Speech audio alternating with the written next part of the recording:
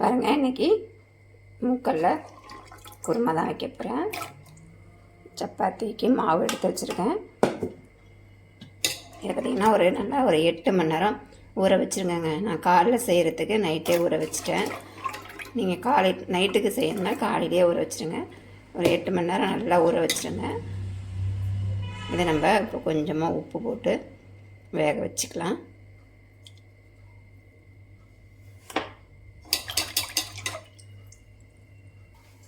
நான் சப்பாத்திக்கு மாவு எடுத்து வச்சுருக்கேன். பாருங்கள், இது கூட உப்பு சேர்த்துக்கலாம்.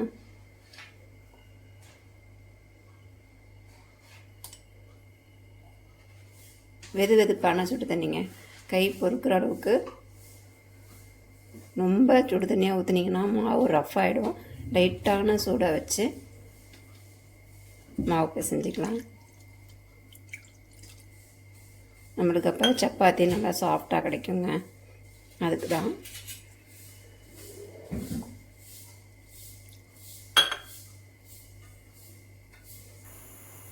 கொண்டக்கடலை இருக்கு இல்லையா, வெள்ளை கொண்டக்கடலை, அது கொஞ்சோண்டு சேர்த்து அரைச்சிங்கன்னா சப்பாத்தி நல்லா சாஃப்டாக இருக்கும். அரைச்சி பாருங்கள். நான் 5 கிலோவுக்கு 1/2 கிலோ கொண்டக்கடலை போடுவேன். அதேமாதிரி நல்லா ரொம்ப சூடு தண்ணியாக ஊற்றிடாதீங்க, லைட்டாக சூடு தண்ணியாக ஊற்றுங்க. அப்போ தான் சாஃப்டாக கிடைக்கும், இல்லைன்னா ரஃப் ஆகிடும்.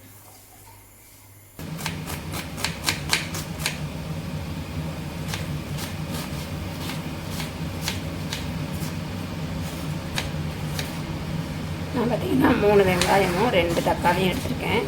இதையும் நல்லா நைஸாக கட் பண்ணிக்கலாம்.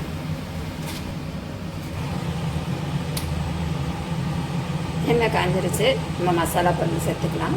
பார்த்திங்கன்னா பட்டை, கிராம்பு, ஏலக்காய், பிரிஞ்சீரை எல்லாம் இருக்குது. இதில் சேர்த்துக்கலாம். நம்ம கட் பண்ணி வச்சுருக்க வெங்காயத்தையும்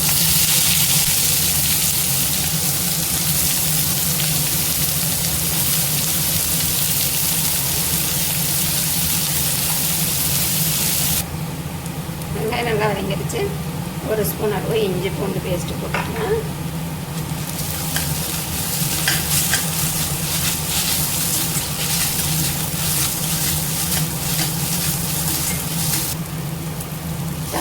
தக்காளி சேர்த்துக்கலாம். அதுக்கு வந்தால் கட்டுது.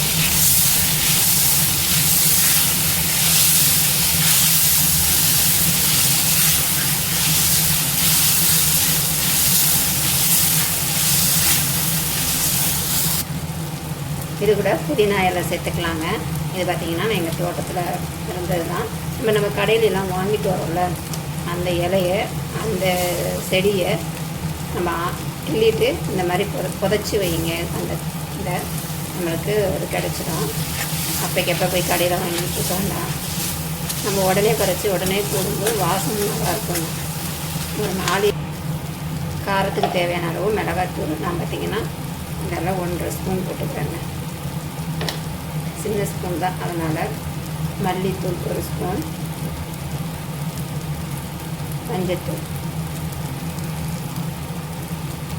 கரம் மசாலா 1/2 ஸ்பூன் அளவு போட்டுக்கலாம். சீரகத்தூள் 1/2 ஸ்பூன் போட்டுக்கலாம். நான் மல்லித்தூள் 1 ஸ்பூன் தான் போட்டுக்கலையா, 1.5 ஸ்பூன் சேர்த்துக்கலாம். நீங்கள் உங்கள் டேஸ்ட்டுக்கு தகுந்த மாதிரி சேர்த்துக்கங்க. நான் ஒரு 1/4 கிலோ கடலை இருக்கும், அதுக்கு தேவையான மசாலா நான் சேர்த்துருக்கேன். வேக வச்ச கடலையை இதோட சேர்த்தாச்சுங்க. இதையும் நல்லா கிளறி விட்டுருக்கேன். நான் ஒரு அளவுக்கு கடலையை எடுத்துக்கிறேங்க. ஏன்னா இது நான் சாதம் கிளறணும். ஒரே இதில் 2 மாங்காடி போட்டுறாங்க இல்லையா, அதேமாரி இந்த மாதிரி செஞ்சுட்டு நான் கொஞ்சமாக எடுத்து வச்சுப்பேன். சாதம் நல்லா வடிச்சிட்டு இது கொஞ்சம் தாளித்த மாதிரி இதை அப்படியே கொட்டி அதில் கிளறி கொடுத்துடலாம். நல்லா வாசமாக இருக்கும். பச்சை வாசனை இல்லாத அளவுக்கு நல்லா வதக்கிட்டு அந்த சாதத்தில் கிளறினோம்னா இருக்குங்க. ஒரு டப்பாவுக்காக என்ன பண்ணுறது, இதுமாதிரி நான் கொஞ்சம் எடுத்து வச்சுப்பேன். இந்த மாதிரி சுண்டல் செய்யும்போது, இந்த மாதிரி குருமா செய்யும்போது நான் இந்த அளவுக்கு எடுத்து வச்சுப்பேன். குழந்தைங்க நல்லா விரும்பி சாப்பிடுவாங்க. அதேமாரி இதுவும் கொஞ்சம் எடுத்து வச்சுருக்கேன் பாருங்கள். இதுதான் லாஸ்ட்டில் நம்ம அரைச்சி போட போகிறோம். அதில் தேங்காயெலாம் இன்றைக்கி சேர்க்கப்படுறதில்ல. இந்த கடலையை மிக்சியிலையோ இல்லை நைஸாக நசுக்கியோ நம்ம இதில் சேர்க்கும்போது குழம்பு நல்லா திக்னஸாக நல்லா டேஸ்ட்டாக இருக்குங்க.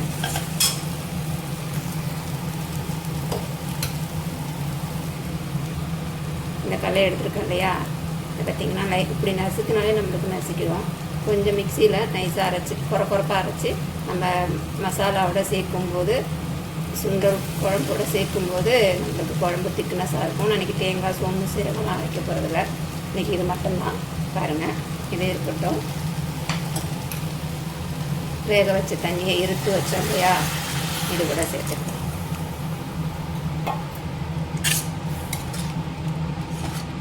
நான் சொன்ன மாதிரி நீங்கள் இந்த மாதிரி சுண்டலை எடுத்து சாதம் கிளறி பாருங்கள், நல்லாயிருக்கும். கொஞ்சோண்டு அதில் நெய் சேர்த்து கிளறுங்க. ஏன்னா கொஞ்சம் நம்மளுக்கு எண்ணெய் பசை கம்மியாக இருக்கும் இல்லையா, சாதம் கிளறும் போது கொஞ்சமாக நெய் உப்பு டேஸ்ட்டு பார்த்துட்டு நீங்கள் இதை பண்ணுங்கள். இதுலேயும் நம்ம உப்பு போட்டிருக்கோம்.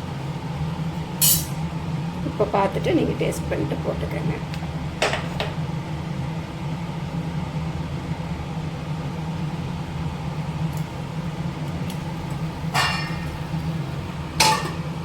மூடி போட்டு நல்லா கொதிக்கட்டும். நான் கடலை காட்டின இல்லையா, எடுத்து வச்சுருந்த கடலையை இந்த மாதிரி அரைச்சிக்கோங்க. இந்த மாதிரி இதை சேர்த்துக்கோங்க. நம்ம முன்னாடி உள்ள குழம்பு எவ்வளோ தண்ணியாக இருப்பாருங்க குருமா.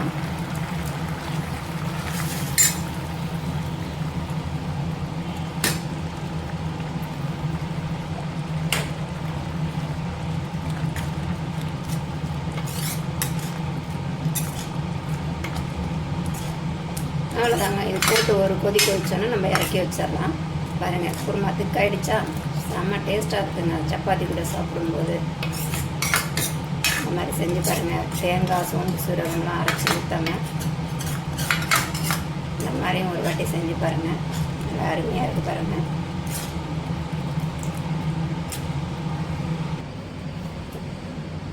நம்ம ஊற வச்ச மாவு நல்லா ஊறிச்சு பாருங்கள்.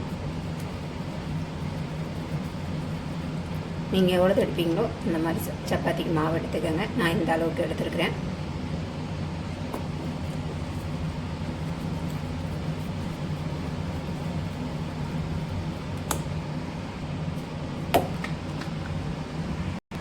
அவ்வளோதான், சப்பாத்தியை தட்டி வச்சு பாருங்கள். நம்ம தோசைக்கல்ல போட்டு எடுத்துடலாமா?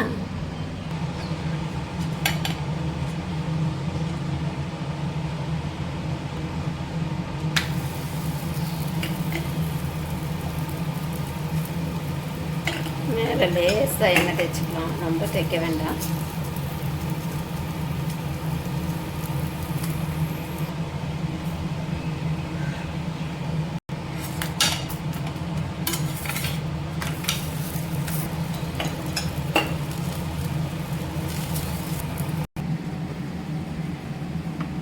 அவ்வளோதாங்க, சுண்டலும் சப்பாத்தியும் ரெடி ஆகிடுச்சு. நீங்களும் நான் சொன்ன மாதிரி செஞ்சு பாருங்கள், நல்லா டேஸ்ட்டாக இருக்கும். வீடியோ பிடிச்சிருந்தா லைக் பண்ணுங்கள், கமெண்ட் பண்ணுங்கள், மறக்காமல் சப்ஸ்கிரைப் பண்ணுங்கள். இன்னொரு வீடியோவில் சந்திப்போம். டாடா பாய்.